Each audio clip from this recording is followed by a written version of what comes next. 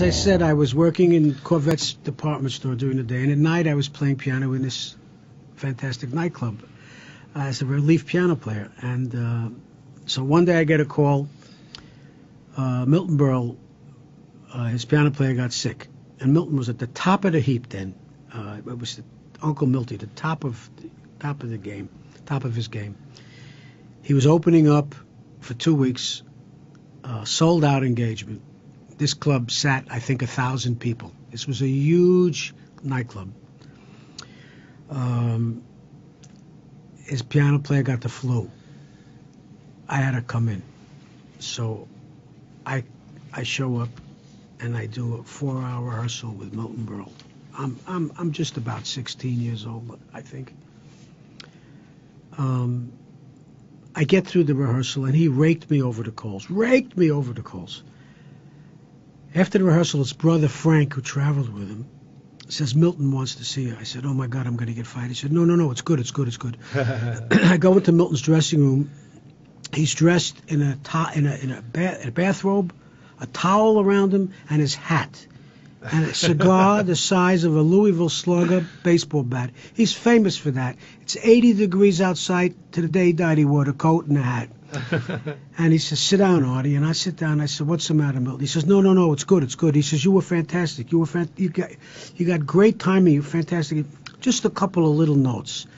He said, you see, these people pay money to see the Milton Berle that they know on TV, and you don't know my shtick that I need. So, but your instincts were great, really. It's just a couple of little notes. And he takes a piece of paper and he rips it in half. He says, write your home number down.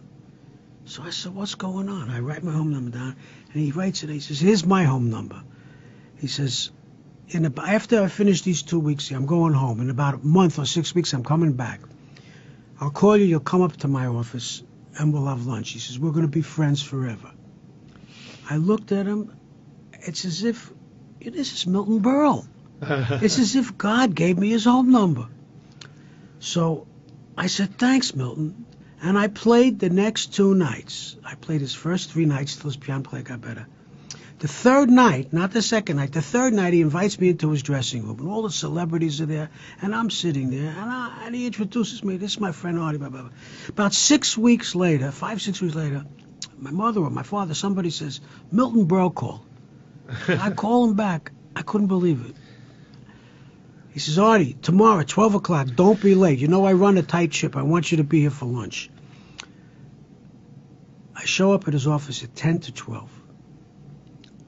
At 12 o'clock sharp, the doors open up. Artie, come on in. He wraps his arm around me.